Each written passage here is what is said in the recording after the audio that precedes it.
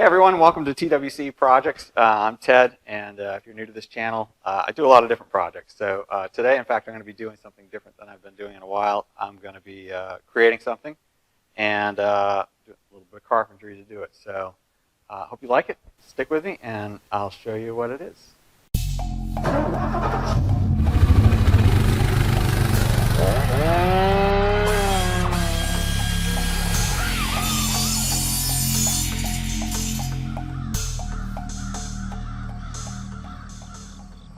All right, so today we're going to be doing something a little bit different. We're going to be building some in-wall speaker box enclosures, and I've done a little drawing here to kind of help you get an idea of what it's going to look like.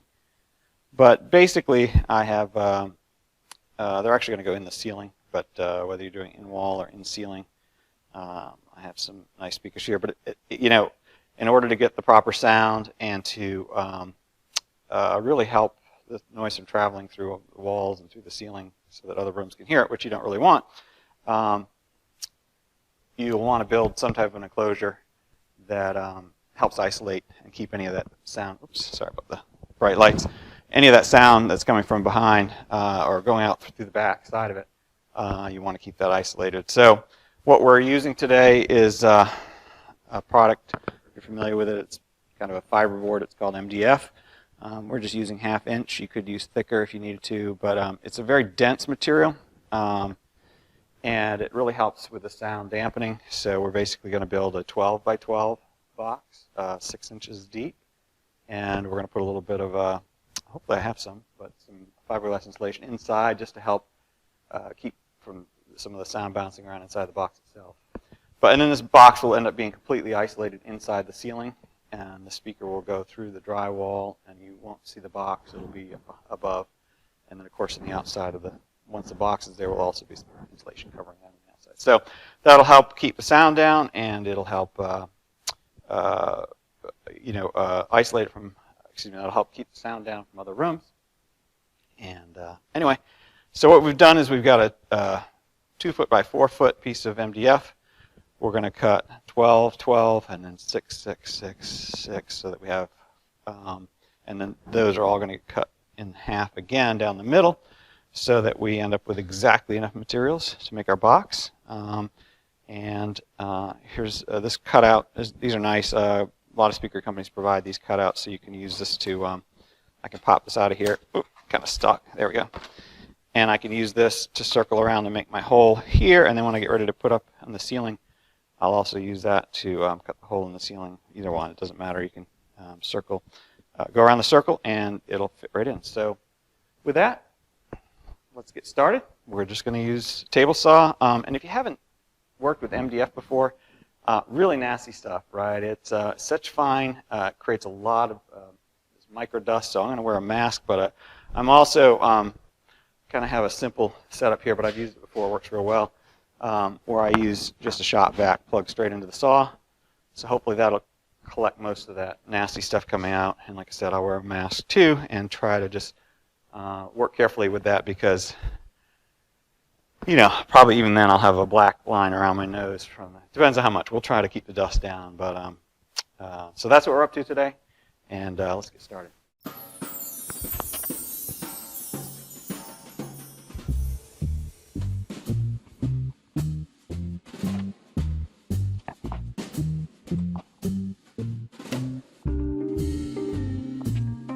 A couple things here that I want to mention. I know I just probably went through that kind of fast, but one is that even though this is a square, especially this longer squares, I never trust them. So I always measure on each side, and I just to double check myself, because I've seen these sometimes where they've gotten jarred or twisted or bent, and they're not truly square. So don't make that mistake. Always measure twice so you can cut once. All right, before I start cutting, and I'm sure most of you know this, but just in case, it's nice that these saws have, measuring lines, but don't trust them. This is an exactly 12-inch ruler, and on the square, adjustable square. And the other thing to keep in mind is sometimes you can get a little cockeyed, and you'll notice it when you start running a long board through that you pinch it. So I like to do something like this where I kind of make sure it's truly square on this end of the saw and that end. Sometimes I'll raise the saw up even higher so I get more blade to get more accurate distance. But I wanted to show you that real quick before we turn on the saw.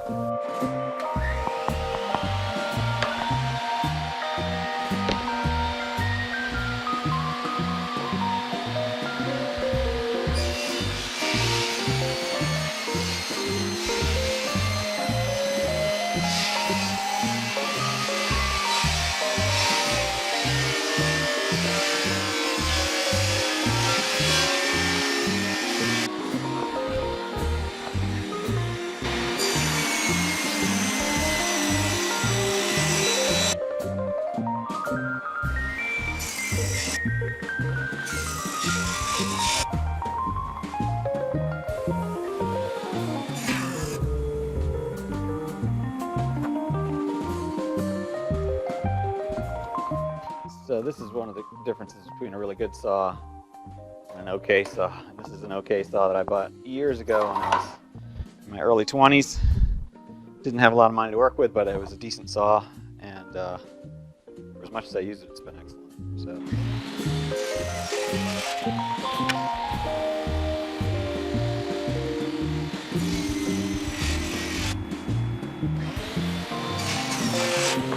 All right, so we've got all our boards cut, and next thing we want to do is glue and nail.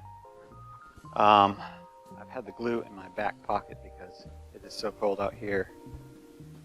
You can probably see now in my breath, but the snow is not even melting off the tires, and that's been in here for a day, and I've been running the heater. So anyway, a little chilly still, but we'll keep at it.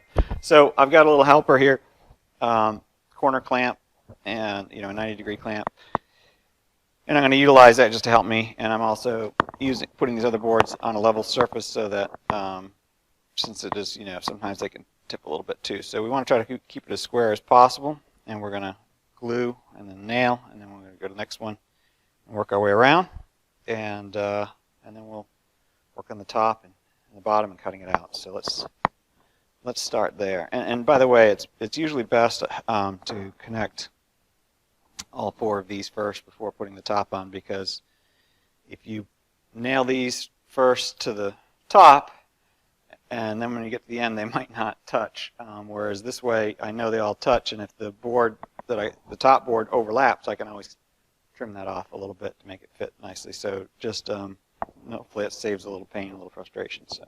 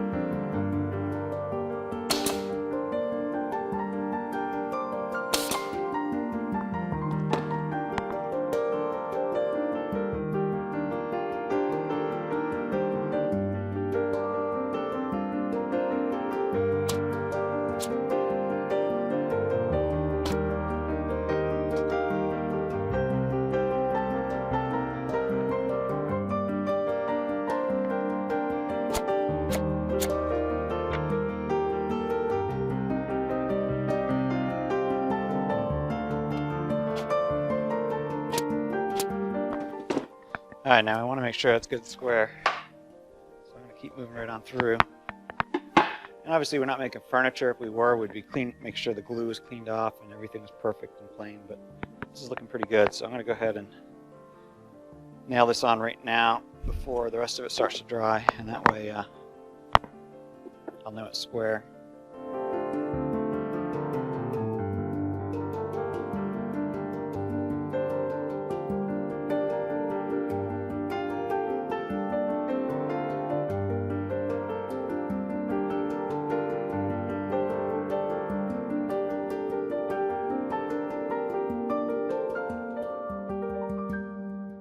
All right, so we're moving along, And one of the things I wanted to point out to you, you'll end up with things, I don't know how well you can see that, but you'll end up with things like this where it's just not going to match. It's missing a little bit. I've got that on a couple corners. And so I'm going to use the old-fashioned hand plane for that, and I'll show you what I'm doing with that just to kind of get those down a little tighter. The goal is to have this thing be a fairly airtight box, which is why we're using both glue and nails. And I screwed up a few. I wasn't paying attention, and I had some nails come out sideways. Really, probably 1 inch would have been a better nail than a 1.5. That's all I had. And if you just angle the nail gun a little bit, it'll shoot out like that, and I'll show you what I'm going to do with that. You can try to pound them out, but this wood is this is like just so difficult to work with. So I'm just going to use a little, I'll show you how to do that. I'm just going to cut that right off and leave it right in there. So.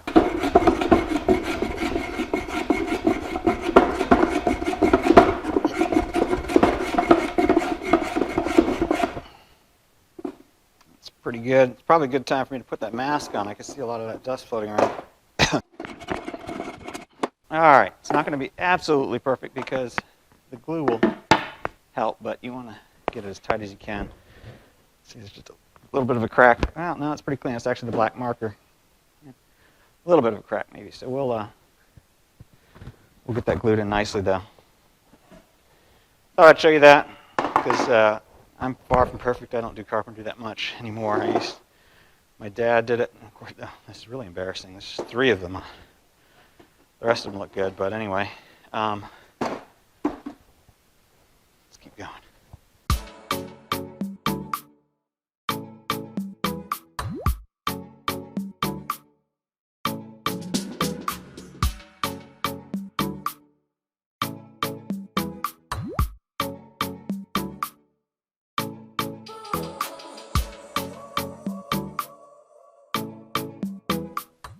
As luck would have it, the second one that I did, but I wasn't really recording, turned out perfectly. So all the boards match real well, and I think I had 1 nail that shot out, but that's the way it goes. First one you do is practice. Second one, you get it better. So I'll keep going with this.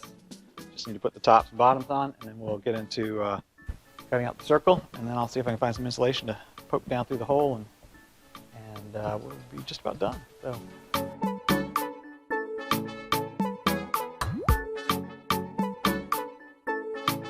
If you are concerned about the certain areas, you can put these on, tighten them right down, or you can put a board across and do the whole thing at once.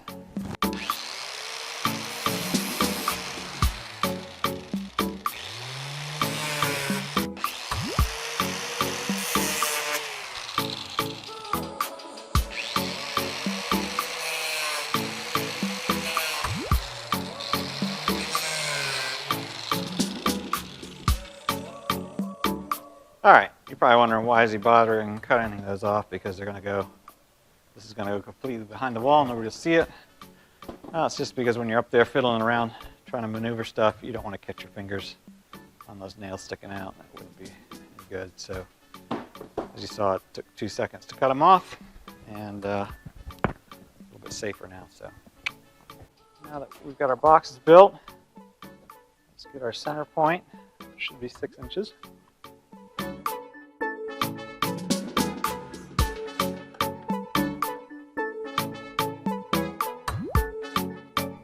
All right, so after several failed starts, including trying a real Brodo zip, plugged one, which I guess those blades just don't work well. I forgot how hard this MDF is. Finally, the one to work is my big heavy-duty professional grade rigid with a really good carbide blade on it. And it's in between. It's not quite a hacksaw, but it's also not a rough and wood blade either.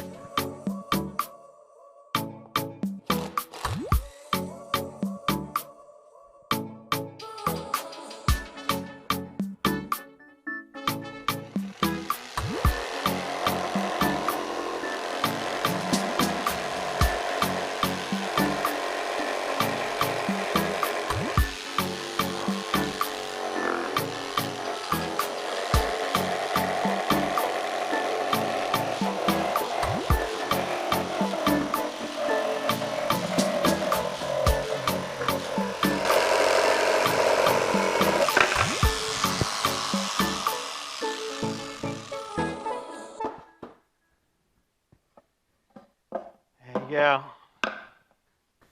All right, so now I've got to go find some fiberglass, and we've also got to cut a hole.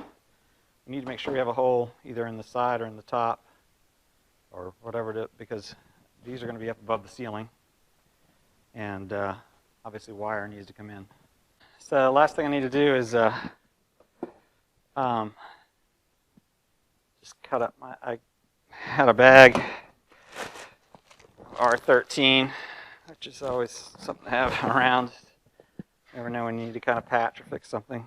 And so I'm just going to finish cutting it off here, the size. And of course, I always wear a mask around. This stuff's just nasty, and gloves. It's just horrible stuff, but it works really well. So I'm just going to take that and put it down in there. In good shape there. Oh yeah, one other thing I need to do still.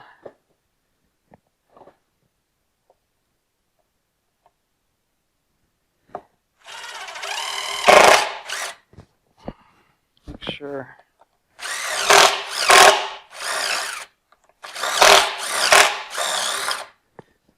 Just widen that a little bit. I've got some real thick wire that comes in through there, but that'll do the job.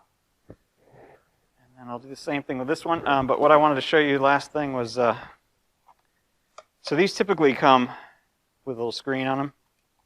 That's the one to help obviously protect the speaker itself, but also if you're doing color match, excuse me, you can thin the paint, whatever paint you're using, latex paint or whatever you're putting on the ceiling or wall where you're installing these. So if you want to color match them so they blend in with the ceiling, aren't so obvious, you can do that. And these are nice, save these, don't throw them out, because they're good to be able to spray paint that and then spray paint your cover. After you've painted this, and you've got everything installed, and there's 2 screws in here that actually tighten that clamp in, and then you pop this into place, and this is kind of spring-loaded. I'm not going to do it at the moment, but then you just need like a very fine, small screwdriver or a little, they have little tools too that you can use, little pick tools, to pop that out. But that'll go in there flush and look real nice. All right. So that's it. That's a TWC project, a little different from our usual, but I wanted to get back and do some carpentry work. I've been meaning to install these speakers for quite a while, feeling, so I figured I'd bring you along with me and show you some other things. I love creating things, and I haven't been creating as much as I wanted to on this channel, but I'll be doing more. A lot of the stuff I create, I often don't video because I'm in a hurry or I'm trying to get it done for some reason, but I figured I'd take my time today and bring the camera out with me and go through the steps with you all. For those of you who might have interest in carpentry, some of the techniques, some of the things I did hopefully were helpful, if, at least, or understand a little bit more about why these are useful when you're putting in ceiling or in wall speakers. But I hope you enjoyed it. I've enjoyed having you along.